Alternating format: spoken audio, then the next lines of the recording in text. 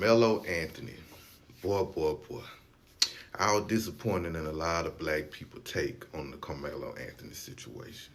You're watching federal investigators close in on what could be the most unraveling chapter yet in the Karmelo Anthony case. Just days after the indictment sent shockwaves through the courtroom, a new layer has emerged, one that's all about the money trail. Federal documents confirm that Karmelo Anthony's parents' financial accounts have officially been frozen, following a flagged $50,000 wire transfer that took place less than 72 hours before the stabbing. According to sources close to the investigation, that wire raised multiple red flags, both in timing and destination. Authorities believe this wasn't just a routine transfer. The money was allegedly sent to a private account registered under an LLC that hadn't shown any financial activity for over 14 months. The LLC, tied to a shell company out of Delaware, which investigators now think may have been used to shield assets or move funds quietly in the lead-up to the incident. The transaction was reportedly caught during a joint financial audit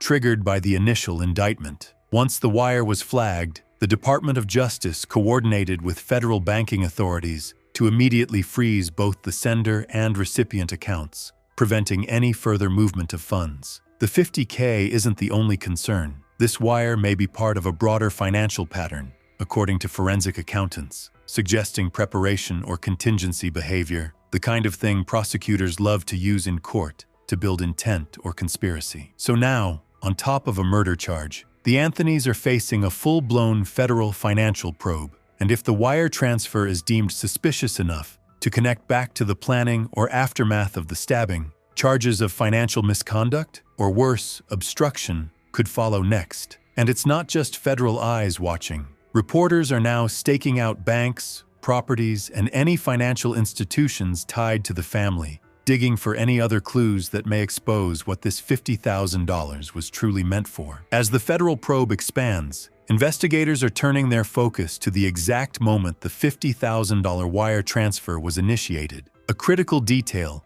that could help prosecutors establish a timeline of intent. According to internal bank logs reviewed by investigators, the wire was executed from a home IP address registered under Karmelo's father, just 48 hours before the fatal stabbing of Austin Metcalf. This matters because it narrows the window and potentially places Karmelo's father at the center of the alleged premeditation. Federal officials are now trying to determine whether the transfer was meant to fund an escape plan, pay off a third party, or even cover up elements of the crime. Adding to the suspicion, the recipient of the wire, an account tied to that Delaware LLC, was traced back to a now defunct consulting company with no web presence, no transaction history in over a year, and no registered employees. In short, a financial ghost shell. The DOJ has issued a subpoena for all email correspondence, text messages, and digital signatures tied to the wire. They're looking for authorization documents, or worse, evidence that someone else was involved in directing or advising the transfer. If they find even one message linking this financial movement to conversations around the Metcalf incident, the case could escalate to a full conspiracy charge. Meanwhile,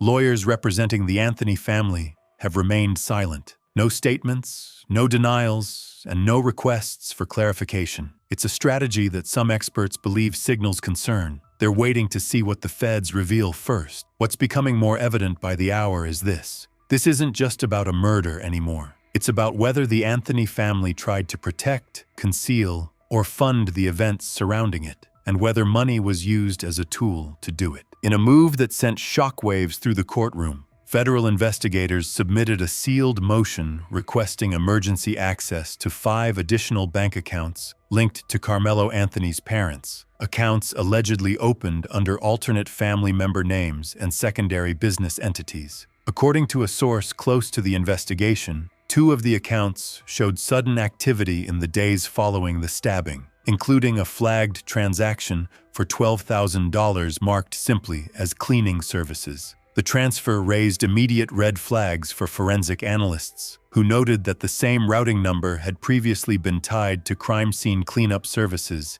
in Nevada and Texas. Prosecutors now believe it may have been a coded attempt to obscure the withdrawal's true purpose. But perhaps even more damning is what investigators discovered about the recipient LLC. Registered just 3 weeks before the murder, the business was founded with a virtual address and no listed employees. It was shut down quietly less than 48 hours after receiving the payment. The timing is almost too perfect to ignore, and prosecutors are building a theory that this wasn't just financial evasion, but potentially an attempt to cover physical evidence, silence a key witness, or pay off someone involved in the aftermath. What's more, surveillance footage from a downtown bank branch, where one of the wire transfers originated, shows Karmelo's mother entering the facility with a man still unidentified by authorities. Facial recognition tools are currently being used to match him against known associates from Karmelo's past, but no confirmation has been made public. As it stands now,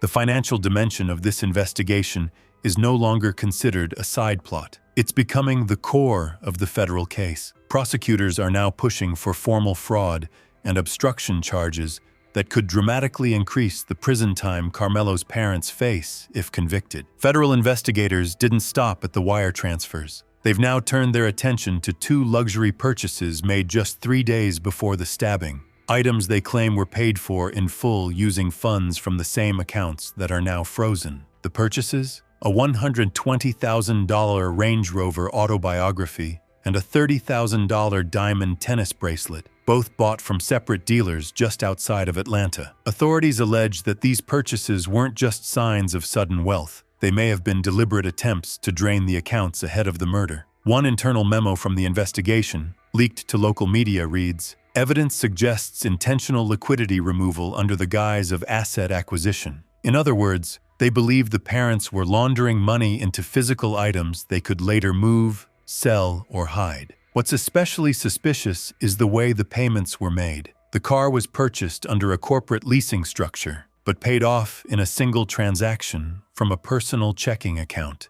an account that hadn't seen more than $5,000 in activity over the past 6 months until that day. The bracelet, on the other hand, was bought in cash. Surveillance from the jeweler shows Karmelo's father placing a sealed manila envelope on the counter, which the store owner later confirmed contained stacks of $100 bills, all banded in sets of $10,000. Both transactions were traced to the same week prosecutors say the murder was being planned. This has led investigators to theorize that the purchases may have been part of an exit strategy, a way to consolidate funds, prepare for legal defense costs, or potentially help someone disappear if things went sideways. The federal case is no longer just about what happened to Austin Metcalf. It's quickly unraveling into a financial web that points to premeditation, evasion, and a level of organization prosecutors didn't anticipate when the charges were first filed. And according to court insiders, more purchases, some overseas,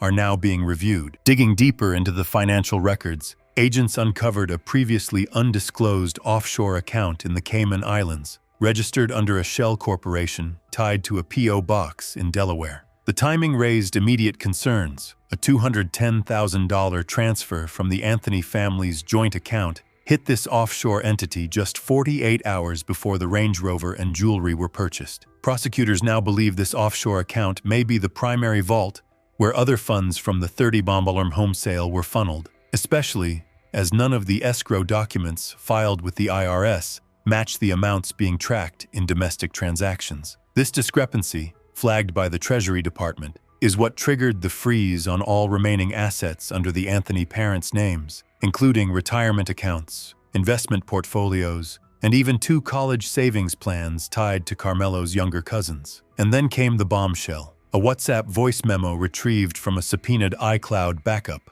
In it, Karmelo's mother can allegedly be heard saying, "It's all handled. If they trace anything, it'll be long gone before they get close." The recording, though short and vague, has been deemed admissible in court, and prosecutors say it could play a crucial role in showing intent to conceal funds, potentially elevating the charges to include money laundering and obstruction. Federal agents also revealed that a luxury condo in Panama, bought 6 months prior through the same shell company, may have been purchased in anticipation of a worst-case scenario. Sources close to the investigation say the condo had not been visited yet, but was fully furnished and prepped for international occupancy. The more investigators uncover, the clearer it becomes. This isn't just a murder case anymore. it's spiraling into a federal financial conspiracy involving international movement of funds, potential accomplices, and a growing trail of digital evidence that's now being pieced together by a joint Homeland Security and IRS task force. News of the frozen accounts has already begun to ripple through both the legal system and public discourse, especially after attorneys representing the Metcalf family confirmed they've officially filed motions to seize any remaining assets held by Karmelo Anthony's parents as part of a pending wrongful death civil suit. Their legal team argues that the Anthony family attempted to hide liquid assets to avoid potential civil liability, especially as the murder trial looms closer and the financial timeline gets more suspicious by the day. What's especially alarming is how swiftly these purchases and transfers occurred. In a span of just 5 days, records show nearly $450,000 left Anthony-linked accounts, none of which were flagged at the time by their banks, despite matching the criteria for suspicious activity under federal anti-money laundering (AML) protocols. Now, compliance departments from multiple banks are facing questions themselves as federal agencies begin probing why these red flags weren't raised earlier. Meanwhile, Karmelo himself has gone silent again. Just 2 weeks ago, he was spotted attending court hearings in support of his parents, appearing visibly exhausted and withdrawn. But now his Instagram profile has been wiped, and insiders say he's completely shut out communication with most of his former inner circle. This has only intensified rumors that he may be preparing to distance himself legally or potentially cooperate if evidence keeps stacking up against his parents. Media outlets are now scrambling to secure interviews with former family friends and even ex-teammates of Karmelo from his earlier basketball days, hoping someone close will speak on the record. The story has become a national spectacle, not just for its brutality, but for the web of secrets and strategy unfolding behind the scenes. And as investigators begin subpoenaing communications from financial advisors, luxury retailers, and even a private jet charter service reportedly used by the Anthony family, prosecutors say the case is quickly turning into one of the most complex financial investigations tied to a violent crime in recent years. As federal investigators dig deeper into the Anthony family's financial activities, a troubling pattern is beginning to form, one that stretches far beyond the murder itself. In newly obtained documents, prosecutors outline what they believe could be the groundwork of a pre-planned financial exit strategy. The $50K wire transfer may have been just the start. Additional filings hint at overseas wire attempts, unexplained crypto wallet activity,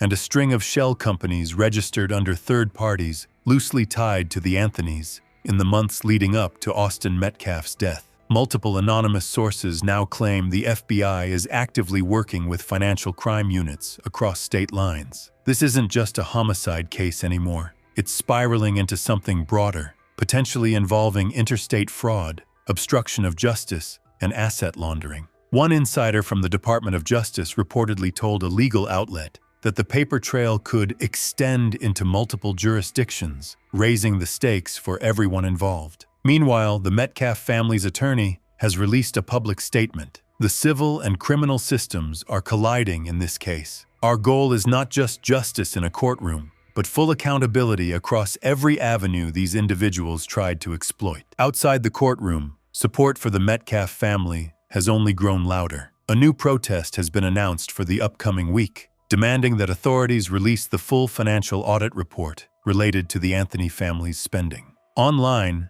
the hashtag "Where did the money go?" is now trending. As prosecutors prepare to bring federal charges, the story is no longer just about what happened the night Austin Metcalf was murdered. It's about everything that happened before and after. The story of Karmelo Anthony's parents isn't winding down. It's escalating, and every new subpoena seems to peel back another layer of a case that's far from